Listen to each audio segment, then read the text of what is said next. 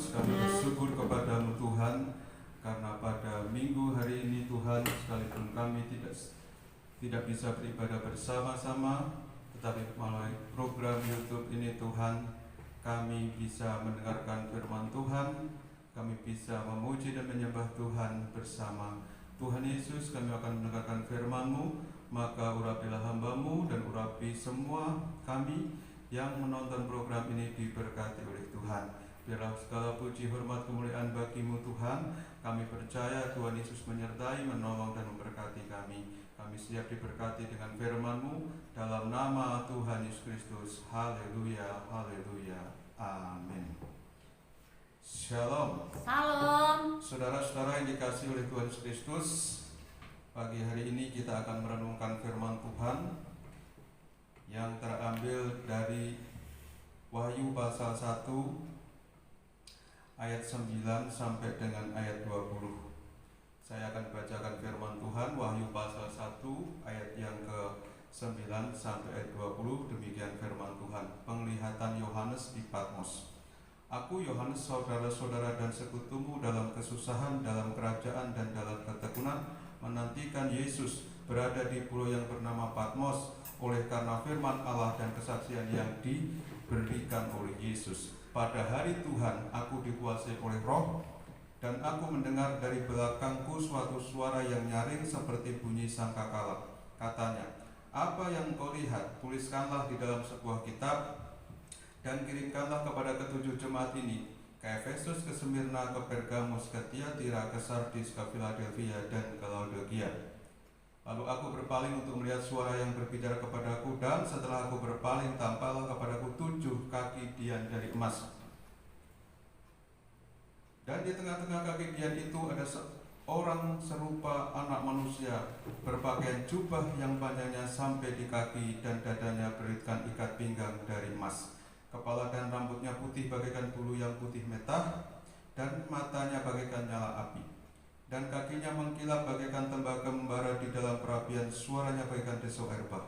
Dan di tangan kanannya ia memegang 7 bintang, dan dari mulutnya keluar sebilah pedang tajam bermata 2, dan wajahnya bersinar-sinar bagaikan matahari yang terik. Ketika aku melihat dia, tersungkurlah aku di depan kakinya, sama seperti orang mati. Tetapi ia meletakkan tangan kanannya di atasku lalu berkata, jangan takut, aku adalah yang awal dan yang akhir dan yang hidup. Aku telah mati, namun lihatlah, aku hidup sampai selama-lamanya, dan aku memegang segala kunci maut dan kerajaan maut. Karena itu tuliskanlah apa yang telah kau lihat, baik yang terjadi sekarang maupun yang akan terjadi sesudah ini. Dan rahasia 7 bintang yang telah kau lihat pada tangan kananku dan 7 kaki dian emas itu, 7 bintang itu ialah malaikat 7 jemaat, dan 7 kaki dian itu ialah 7 jemaat.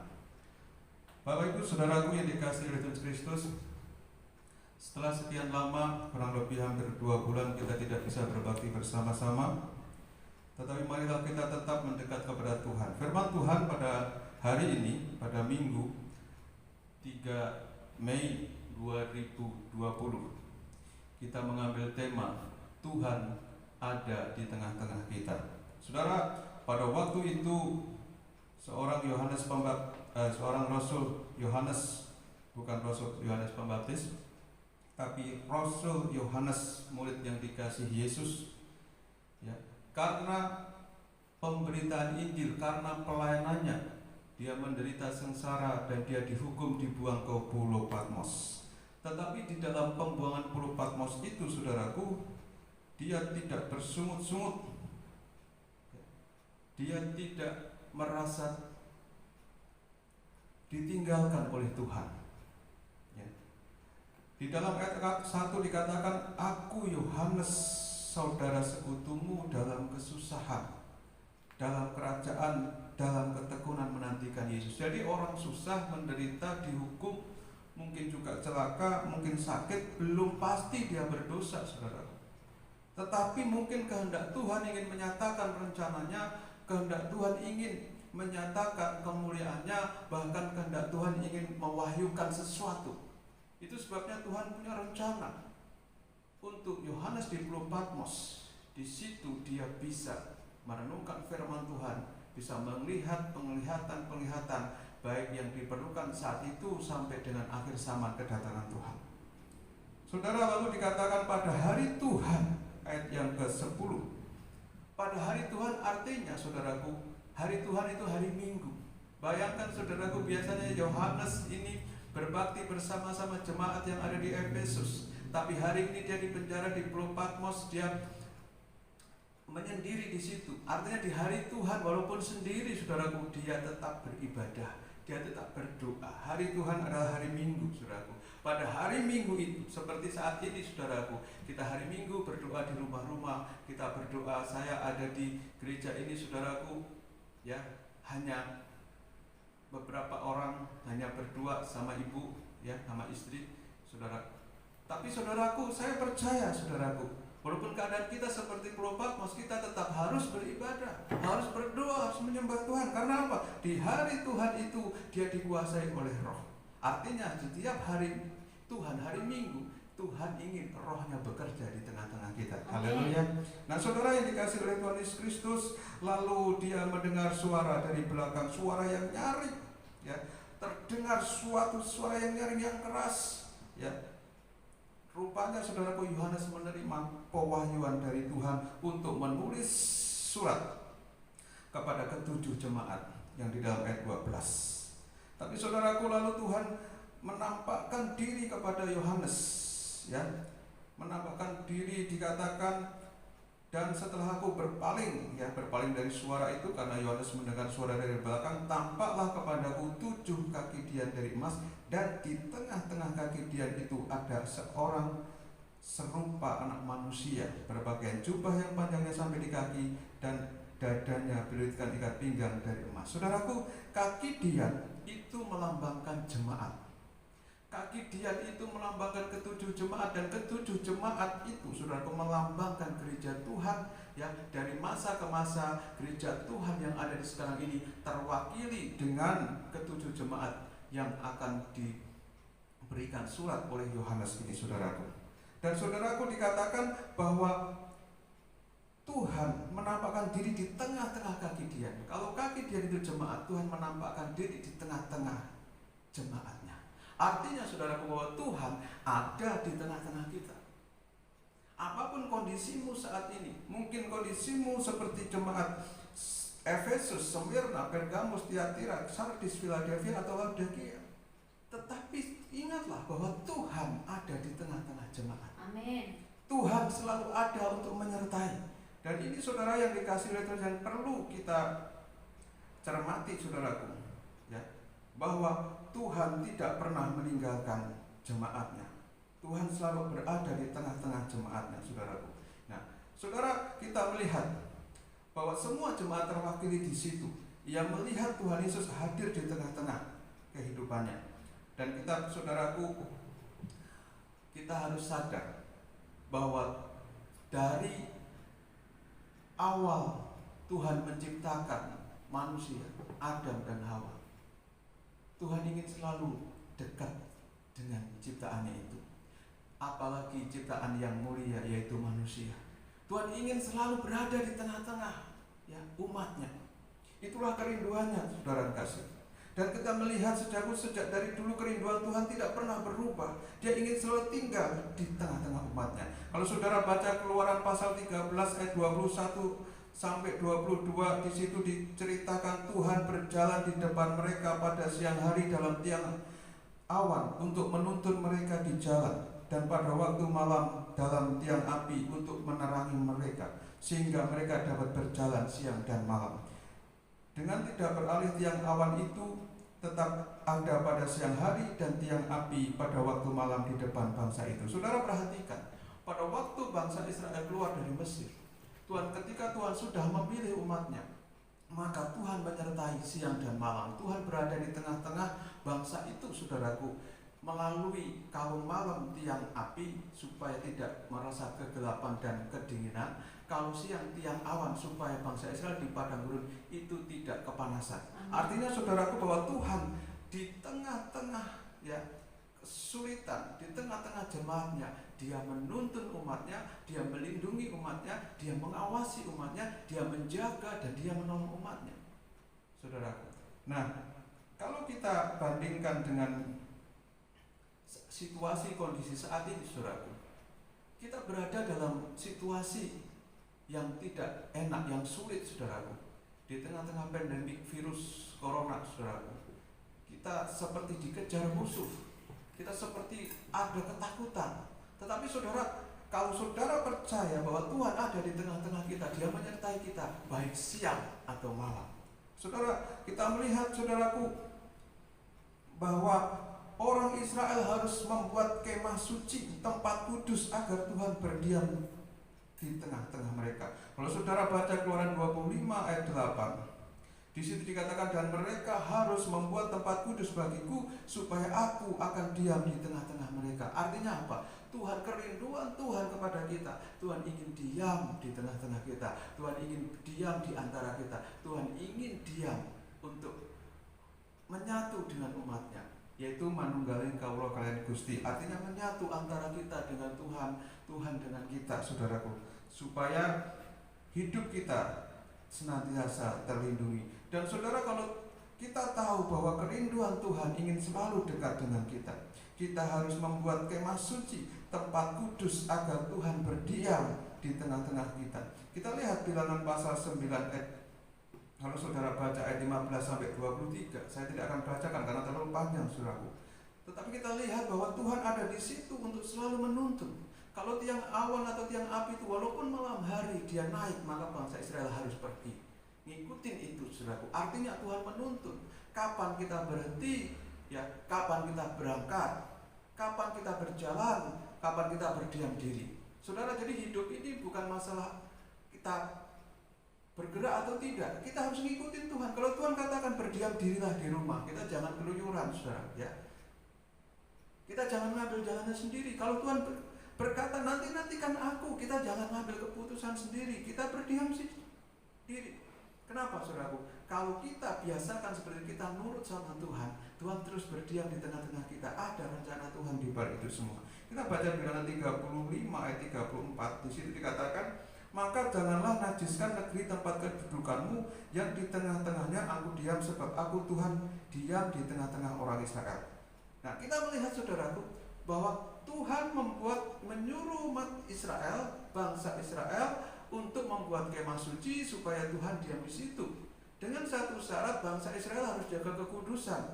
Tidak boleh ada dosa dan kenajisan di situ, karena kalau ada dosa dan kenajisan, Tuhan yang di tengah-tengah itu pergi, meninggalkan. Tentu saya dan saudara tidak mau ditinggalkan oleh Tuhan, benar? Ya. Amin. Karena apa, saudaraku? Kalau kita tidak menjaga itu, kesucian hidup, maka Tuhan akan pergi dari tengah-tengah kita. Kalau Tuhan pergi dari tengah-tengah kita, tidak ada perlindungan, tidak ada pertolongan, ya, tidak ada penjagaan, tidak ada yang mengawasi kita, tidak ada yang menyertai kita. Maka saudara, kalau kita mau disertai oleh Tuhan, dilindungi oleh Tuhan, kalau kita mau diberkati terus oleh Tuhan, ya, kita harus menjaga kekudusan hidup supaya kita selalu disertai oleh Tuhan. Ya, anggap Tuhan itu kerasan, Tuhan itu betah dalam diri kita. Amin. Dalam gereja kita, dalam kehidupan rumah tangga kita, supaya Tuhan tidak terusir oleh dosa, oleh kenajisan, oleh kemurkaan kita, oleh kedagingan kita. Tapi kita harus mengundang Tuhan terus tinggal diam di antara kita, saudara. Dan kita melihat, saudara yang dikasihi oleh Tuhan Kristus, dalam perjanjian baru pun tidak berbeda, saudaraku. Kerinduan Tuhan tetap sama, bahwa Tuhan ada di tengah-tengah kekridian. Tuhan ada di antara jemaat. Tuhan ada di tengah-tengah jemaat. Saudara tahu bahwa tabut, ya, tabut suci atau kemah pertemuan itu, kemah suci itu ditaruh di tengah. Dan ke-12 suku Israel ada di keempat penjuru. Ya, jadi Tuhan selalu ada di tengah-tengah umatnya. Nah, kerinduannya di dalam perjanjian baru, saudaraku, ya, tidak pernah berubah. Ya, Tuhan rindu selalu ada di tengah-tengah kita. Yohanes 1 ayat 14 dikatakan, firman itu telah menjadi manusia dan diam di antara kita. Dan kita telah melihat kemuliaannya, yaitu kemuliaan yang diberikannya kepadanya sebagai anak tunggal Bapa penuh kasih karunia dan kebenaran. Saudara, kita melihat bahwa Tuhan sampai firman itu jadi manusia. Tuhan sampai inkarnasi, mengambil rupa manusia supaya bisa menyatu dengan kita, supaya bisa dekat dan melekat dengan kita. Bagaimana dengan kita kepada Tuhan? Saudara, tidak mudah ya seorang Allah yang besar ya akhirnya menjadi manusia supaya bisa manusia melihat ya apa yang dilakukannya, apa yang diteladankan di bumi. Ya, bagaimana dengan saya dan saudara? Apakah kita memiliki kerinduan yang sama dengan Tuhan? Tuhan ingin, aku ingin Engkau ada di tengah-tengah kehidupanku. Aku ingin Engkau ada di dalam bisnisku. Aku ingin Engkau ada di tengah-tengah pekerjaanku. Aku ingin Engkau ada di dalam pergumulanku. Dalam keadaan apapun Tuhan, baik susah dan senang, aku ingin Engkau ada. Apakah itu kerinduan kita? Atau mungkin kita kerinduannya, Tuhan walaupun Engkau jauh gak apa-apa, yang penting ada uang, yang penting ada barang, yang penting aku bisa segalanya. Ya, seperti yang terjadi saat ini ya. Kamu tidak pulang gak apa-apa nak, gak boleh pulang kampung, gak pulang kampung gak apa-apa, yang penting duitnya pulang. Apakah seperti itu saudara? Ya kalau seperti itu saudaraku, itu sangat menyakiti hati Tuhan. Ya, kalau Tuhan katakan, kalau kita Tuhan, Engkau tidak melihatkan diri, Engkau tidak di tengah-tengah, gak apa-apa, yang penting Kau kirim berkat-Mu. Wah saudara, banyak orang yang sebetulnya kurang ajar sama Tuhan. Yang dibutuhkan bukan Tuhan, tapi berkat-berkatnya. Kita jangan mencari berkat Tuhan, jangan hanya mencari kesehatan, jangan mencari saudaraku ya popularitas kita, ketenaran kita, ya kebanggaan kita, berkat-berkat Tuhan saja. Tetapi kita harus mencari pribadi pemberi semuanya itu. Amin. Itu yang penting saudara kasih. Dan kita melihat saudaraku bahwa Tuhan berkenan tinggal di antara kita, bersekeno atau berkemah. Kita ini kemah. Kalau kemah ini dibongkar, tubuh kita ini dibongkar, roh kita kembali kepada Tuhan. Tapi selama kita hidup di dunia ini, seharusnya tubuh kita menjadi bait sucinya Tuhan. Kita baca 1 Korintus pasal 6 ayat 19 sampai 20. Di situ dikatakan, atau tidak tahukah kamu bahwa tubuhmu adalah bait Roh Kudus yang diam di dalam kamu, Roh Kudus yang kamu peroleh dari Allah, dan bahwa kamu bukan milik kamu sendiri, sebab kamu telah dibeli dan harganya telah lunas dibayar. Karena itu muliakanlah Allah dengan tubuhmu. Saudara tahu nggak? Ada di situ ada satu firman yang luar biasa bahwa kamu, hidupmu, tubuhmu bukan milikmu sendiri. Kamu sudah ditebus, harganya sudah dilunas, dibayar oleh darah Yesus. Kamu milik Kristus. Nah sekarang posisi tubuh kita, hidup kita itu adalah bait suci. Karena Tuhan ingin tinggal di tengah-tengah kehidupan kita, saudara. Jadi mari kita buat Tuhan betah dalam hidup kita, buat Tuhan tidak meninggalkan kita, saudaraku. Mungkin kita berdoa, Tuhan, kenapa Kau meninggalkan aku? Kenapa Kau jauh daripada aku? Tuhan gak pernah ingin meninggalkan atau menjauhkan diri, saudaraku. Ingat Yesaya pasal 59 ayat 1 dan 2. Yang menjadi pembatas atau pemisah antara engkau dan Tuhan Allahmu adalah segala dosa dan kesalahanmu. Jadi saudaraku, kadang-kala kita, saudara berseru-seru, Tuhan, kenapa Kau tinggalkan? Tuhan gak pernah tinggalkan. Saat Engkau sakit pun Tuhan gak akan tinggalkan. Saat Engkau mungkin tidak memiliki sesuatu untuk dimakan pun Tuhan gak pernah tinggalkan. Tuhan turut bekerja dalam sebuah perkara. Tuhan hanya meninggalkan kita ketika kita berdosa atau kita berbuat kesalahan berulang-ulang. Saudara yang dikasihi oleh Tuhan Kristus, kita baca saudaraku Efesus pasal 3 ayat 22. Di dalam Efesus pasal yang ketiga ayat 22. Sebentar saudaraku. Efesus pasal 3 ayat yang ke-32, yang ke-22. Demikian firman Tuhan.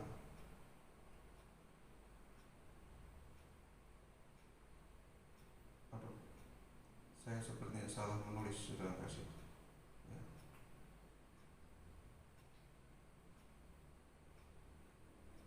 Efesus pasal 2 ayat 22, saudaraku. Di situ dikatakan, di dalam Dia kamu juga turut dibangunkan menjadi tempat kediaman Allah di dalam Roh. Kita baca ayat 21 dulu.